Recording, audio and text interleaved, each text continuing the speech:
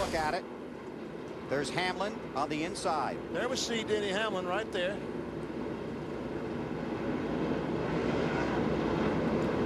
He just gets loose underneath. He's trying to stay off Reed Sorensen there in the 41 car, and he just lost it. Unfortunately, he lost it in front of about 40 other guys. And it looks like Kyle Busch in the 5 car got some help from the back by Martin Truex in the 88. That could have been a lot worse. Should have been a lot worse. Because I don't think a lot of those cars have very much damage.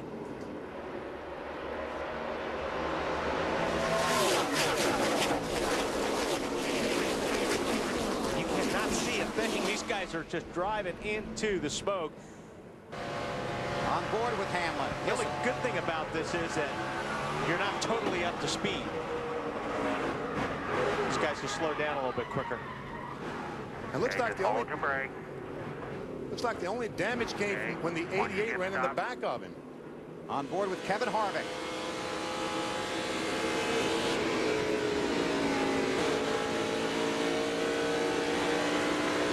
Close your eyes and hope, yeah, right? That was a great sight.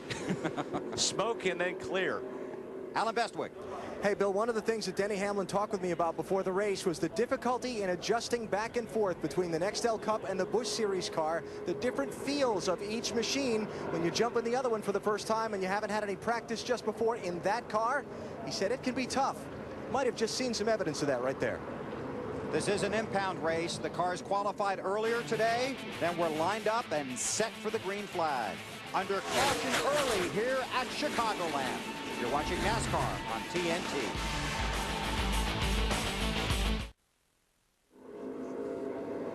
TNT Sports back at the Chicagoland Speedway in Joliet, Illinois. NASCAR Busch Series Racing presented by Pennzoil Platinum. Still under caution for the spin by Denny Hamlin that collected the 5 of Kyle Busch as well.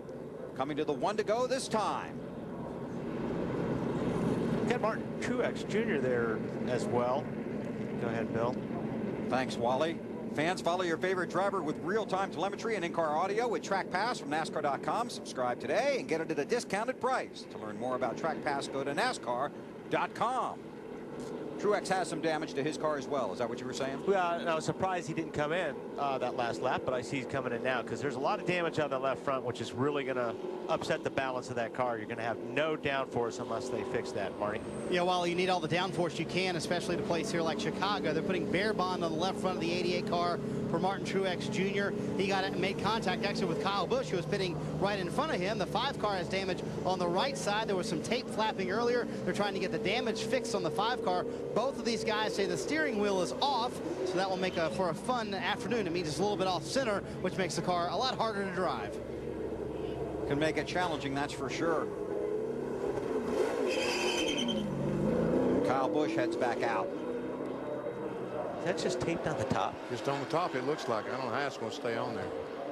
They were going to put some tape on either side of it, but the pace car is... I don't believe it will stay on. I'll go out on a limb. Very good, Wally. Carl Edwards got the pole on his 2nd lap in qualifying earlier today, bringing the field to the green flag. Carl has won Chicago's Busch Series start. Started 9th, finished 4th a year ago. Didn't lead any laps. He's already led all of them today. Green flag's back out. Kurt Busch, good start up on the outside. Gets around Blaney. Tell you what, Blaine in that 32 car looked awfully good in practice yesterday. But not good enough to stay in front of Kurt Busch.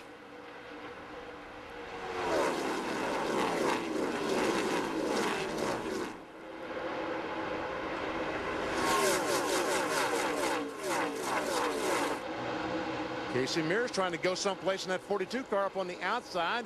That's great to see, making a pass on the outside. We've been struggling at the Chicagoland Speedway for a long time. What was that? For the lead, Kurt Busch to the lead, Matt. Wow, Carl Edwards really slipped the lead car. Bill didn't take him long, and that's exactly what Kurt Busch told his team under the caution. Before it flew, he thought he could get the lead before turn 3, Dave. Didn't take him long, just lap 7. Dave Blaney reassumes that second position. He kind of thought the 39 at Busch might have jumped the restart. That was the discussion on their radio between the teams. But now Dave has that second place position back. Alan? Carl Edwards, after that slip up the racetrack, just came on the radio and said, "Guess I'm just too loose," meaning no back-end grip on his car. He slipped back to 3rd. You saw Casey Mears and Matt Kenseth. There's Mears in the 42, Kenseth in the 17. And Kurt Busch in just his 5th NASCAR Busch Series race. He's led all 5 of them. What about the jump and restart thing? I mean, if you leave the door open on the right side, you're going to get passed. Truex must have passed 5 or 6 cars coming off turn 4, but he did it all on the outside. Which is legal. Which is legal, that's right. Looks like Harvick in the 21 car trying to get alongside, and does get alongside the 42 car. He looks very fast in this 21. And that 42 and 17 racing side by side allowed Harvick to catch him.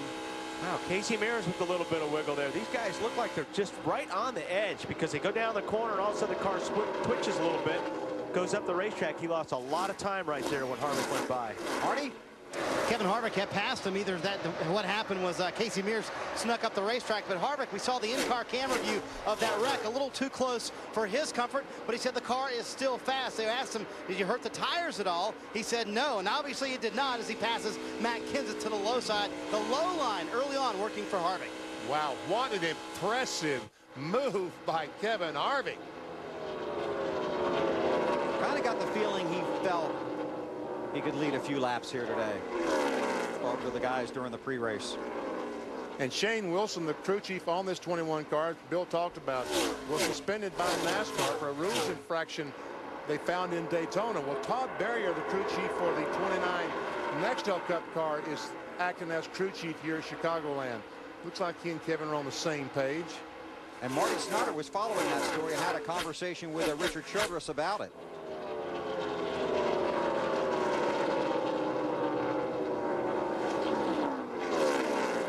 Marty, can you bring us up to speed on that? Well, I talked to Richard Childress before the race, and he said that they are going to appeal the suspension of Shane Wilson, but they decided to leave him home. He said, you know what, I'm fairly confident he'll get some suspension. I'm just wondering how many races it will be in the end. And he said, and so if that's the case, we left him at home so we can start getting rid of those races now while we have people to fill in, like Todd Berrier, an excellent fill-in. It's Nextel Cup Series crew chief. And he said, you know, we'll need Shane later in the season. Let's get rid of those races that'll be suspended now instead of later. It's Todd in the middle of the box on the left, calling the shots today for Harvick's Busch team for Richard Childress Racing. See Carl Edwards up there in the 60 car already trying to work that high groove in. It's actually in. It looks like it's working for him a little bit better. And he talked about his car being loose, in other words, the back end trying to spin out. That will serve him well if this thing goes green for a long time, because that's the complaint that everyone has. After 20 or 30 laps, the car is getting so tight off the corner that they don't want to turn. But to fix that problem, what if somebody going to turn? Well, it looks like the 32 car. Guess not. I thought I saw some smoke on the 32 car, but evidently not. Dave, what do you know? Well, guys, I've been listening to the 32 and talking to the team there, and Dave thinks he may have a tire going down in the front of that car. BP, no report on the smoke, but that may be a result of it. Sure didn't see anything that time. Casey Mears, 42 car, picking a few guys off. I think he just got out of shape that one time over at 3 and 4 and lost a lot of time. I think he just slowly wanted to see if the car was back under him. He's going back to the front. 15 laps complete. NASCAR Busch Series racing here at Chicagoland with Kurt Busch out front. Every week, millions of viewers are making Monday night drama's biggest night of television. And this Monday, 2 all-new episodes. It all starts with the closer. We're back here in Chicagoland. The caution has just come out. A spin by Kurt Busch. For his brother Kyle. Kyle Busch. Kurt continues to lead. The tires look up. Wally, what are they learning about these tires for tomorrow's next day? He just spun himself out. They must have riveted that piece on BP. Right rear rubber, 3-round track bar. on the door there. That one have stayed on with just that top tape. That's what we must have missed a rivet job. There he is up on the high side. Gets a little bit loose all by himself pretty much. I mean, there was nobody right underneath him. It's also what Denny Hamlin said. It's also what Carl Edwards said when he gave up the lead.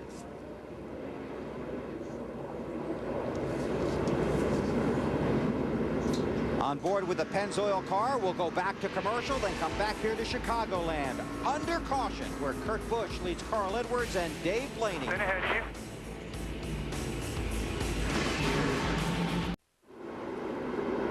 Still under caution here at Chicagoland. Pit road was open. The top 3 drivers stayed out. About 22 cars hit pit road. Some guys opting to follow the 3 gentlemen that stayed out for track position. Others coming to pit road for 2 tires. Some for 4 tires, all getting fuel. Speaking of fuel, Sunoco and TNT are teaming up to offer fans a chance to win 10,000 gallons of free gas with the Free Fuel 5000 sweepstakes. Go to freefuel5000.com for details. I don't write them, I just read them. Well, you read that one well. Thank I you, knew you were going to screw up on that one. Free fuel. 5,000. That's a big deal. Let's get an update on the 32 car from Dave Burns. And Bill, remember we told you he might have problems, right? So he should have pitted, right? Yes. Well, the difficulty is that Dave doesn't know if he has a problem. The car just went really, really loose on him, hard to control. He thought he might have had a tire going down. He had the crew really look closely at them from a distance when the caution came out. They couldn't determine that any were down, so he said, well, maybe I'll just deal with it. Let's keep track position. Marty? And Dave, Kevin Harvick pitted from the 4th position, and that may have been a miscommunication. The last communication from Todd Berrier to Kevin Harvick was to stay out if the leaders did not pit. And then Kevin said to a spotter, what did he just say? And the next thing, Kevin appeared on pit road. So that may have been a miscommunication, trying to get to Todd Berrier to ask him that right now. You know, what Dave was saying, I've seen a lot of cars all of a sudden go loose. And I think a lot of guys, you know, with the way this tire is feeling right now, they're going down the corner, then all of a sudden it busts loose on them. They go sliding up the racetrack. They don't know if they have a problem. I think that happened to Casey Mears earlier. And then he felt it out and said, you know what? I think it's okay. Then he started driving it hard again. But Bill, you mentioned these teams only have 5 sets of tires at their disposal. These guys that just pitted have now used 2 sets. And it's a different tire here this time, BP, and this is why. Last year, Michael Walker, that's what happens when the right front tire blows. The car into the wall hard, you see all the damage. Goodyear this time brought back a tire that was a little bit more durable. And so far, we've seen no problems at all. Michael's crash, of course, coming in the Nextel Cup race here a year ago. But, of course, the Busch Series and the Cup Series all run on the same tires. The tire being used today is the same one they'll race on tomorrow. Kevin Harvick came in 4th, restarts 19th as the green comes out at Chicago.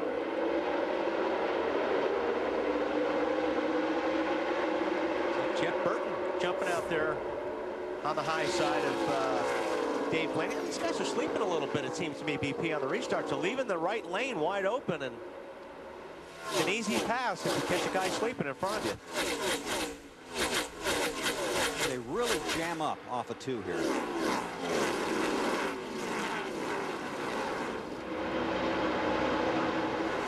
Busch out front in that 39 car. Just his 5th Busch Series race. His 4 top 5 finishes. Oh, look at this pack. Oh, wow. Junior in the 8 car on the inside. Stacy Comp. No, that's Bernie Lamar in the 77 car there. That's a tight pack right there.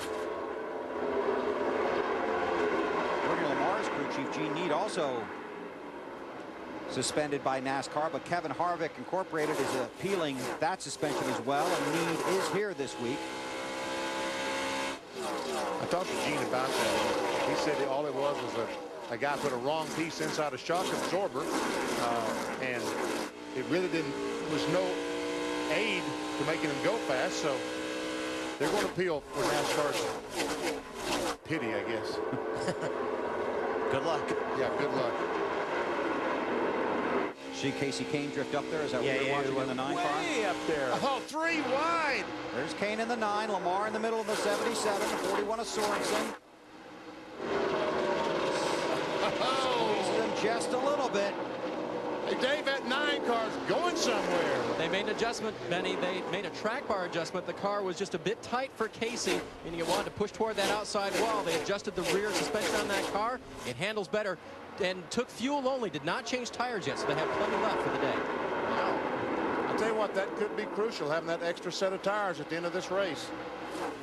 Kevin Harvick in the 21 car. Bobby Labonte right there on the high side. Trying to get around Earnhardt Jr. Got more on Harvick for us, Marty? Well, Bill, just to follow up, that was not a miscommunication. Casey Mears